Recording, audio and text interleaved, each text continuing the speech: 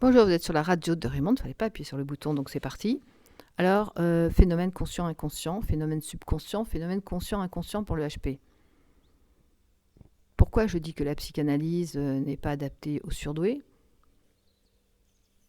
Je pense que de toute façon, tous les cerveaux sont devenus intelligents par rapport à une certaine époque où on les restreignait, je ne sais pas, enfin c'est peut-être une évolution naturelle, bon, laissons ça pour ceux qui cherchent ce genre de choses. En tout cas, il y a une évolution que, à mon époque, on faisait 10 ans, 20 ans d'analyse. Moi, 20 ans d'analyse 3 fois par semaine. Non, mais c'est un truc de dingue. Hein. Bon, ça m'a permis d'être là avec vous parce que pendant que mon psy racontait n'importe quoi, moi, je cherchais. Donc, ça m'a permis de déposer des thèses, des choses qui ont fait avancer les personnes qui sont venues me voir pendant très longtemps. Et ensuite, je n'ai pas lâché la créativité. Je reçois très peu de personnes, entendez-vous bien. Une par jour, en ce moment, c'est le maximum pour des détections, pour remettre les personnes en place et surtout parce que je dirige les personnes vers d'autres personnes avec qui je travaille. Voilà. Ça, c'est dit, mais ce n'est pas ça le sujet. Le sujet, mais c'est un peu ça le sujet. C'est conscient, inconscient, comment ça fonctionne et pourquoi et comment. Si vous avez eu des souvenirs douloureux, c'est simple, le HP, je ne sais pas si c'est spécifique au HP, le HP, dès que c'est douloureux, il occulte.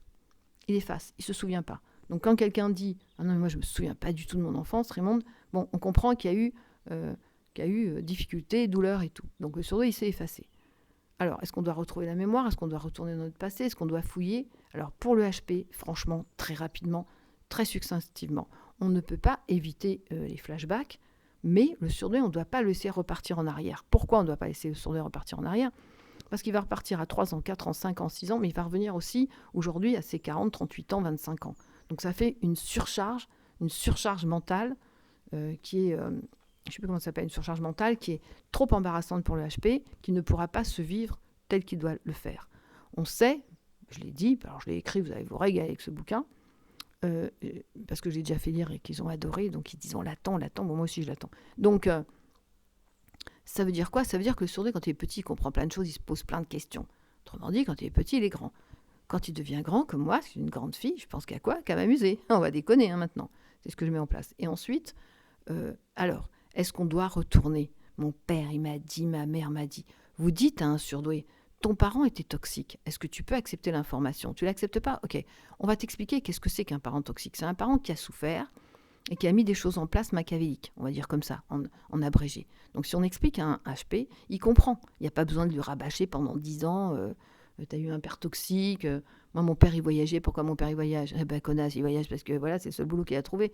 Donc enfin, c'est quand même simple. On n'a pas besoin de passer 20 ans là-dessus, ou 10 ans, ou 3 séances, ou 10 séances. Donc, le HP doit faire une promenade de flashback, très tac-tac, aller-retour, voilà.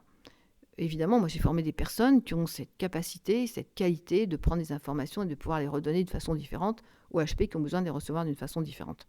Et c'est peut-être ça l'astuce, c'est que le HP prend les informations avec des circuits différents entre conscient et subconscient. Ça veut dire quoi? Ça veut dire, ça c'est à l'académie, ça veut dire qu'il y a plusieurs parties dans la psyché, il y a différentes façons d'utiliser. Et le surdoué a une façon très particulière. Donc, plus on va parler du passé, plus on va rabâcher, et moins on va faire avancer un HP. Maintenant, le HP, il a des sens très développés. Ça veut dire les odeurs, le toucher, voilà, qui sont très développés chez lui. Ça veut dire qu'une odeur, tout de suite, va le ramener un énorme souvenir.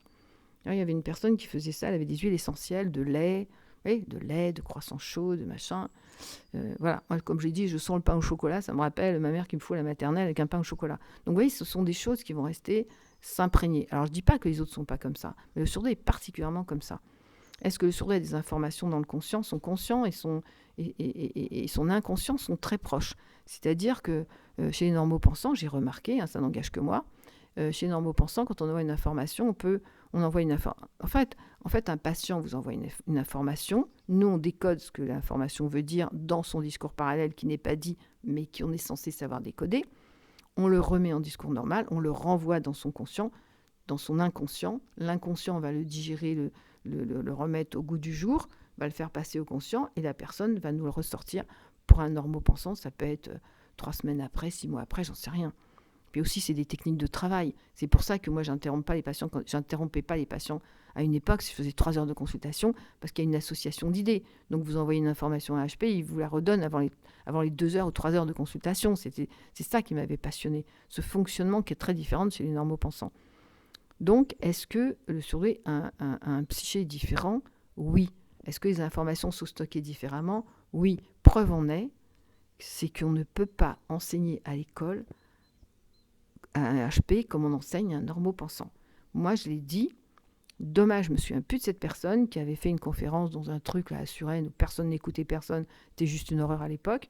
D'ailleurs, j'étais rentrée avec le tapis rouge, je suis sortie avec les tomates pour avoir ouvert ma bouche, et pour pas dire ma grande gueule, et parce qu'ils vous vendaient encore des tests de QI mélangeant le surdoué et le QI volontairement, parce que voilà, pour les raisons que j'ai déjà expliquées, on va pas s'éterniser là-dessus. Et en plus, il y avait un mec qui était prof, je sais plus où, et qui disait, voilà, ça c'est la façon d'enseigner pour les normopensants, ça c'est la façon d'enseigner pour les HP. Je pense qu'il séparait, et moi j'ai séparé en tout cas les QI. Mais il avait mis le doigt sur quelque chose de très intéressant. Les circuits d'apprentissage dans la psyché, dans le mental, ne sont pas les mêmes pour un normopensant qu'un HP. Alors évidemment, on se dit, à quand les écoles de HP gratuites? Parce que quand quelqu'un me disait, c'est quoi la solution? Bien sûr que la solution, c'est une école privée. Mais comme les écoles privées dans le Sud, là, je ne savais pas du tout qu'il y a une école privée dans le Sud, à part une autre école que je connais. Enfin bref, évidemment, quand on doit payer 300 € pour un enfant et qu'on en a 4, ça devient très compliqué. Pourquoi c'est toutes les questions. Pourquoi l'éducation nationale ne comprend pas qu'on doit mettre en place des circuits d'apprentissage complètement différents pour les HP? Voilà, donc stockage d'informations pour les HP est-il différent? Oui. Et des stockages, pareil. Donc les méthodes qui font les souvenirs et les traumatismes pour un surdoué étant différentes, les méthodes pour arriver à les sortir de leur trauma et de leur enfance et de toutes les problématiques qu'ils peuvent soulever sont évidemment avec des techniques différentes. Voilà, je vous embrasse et je vous dis à très vite. Bisous tout le monde.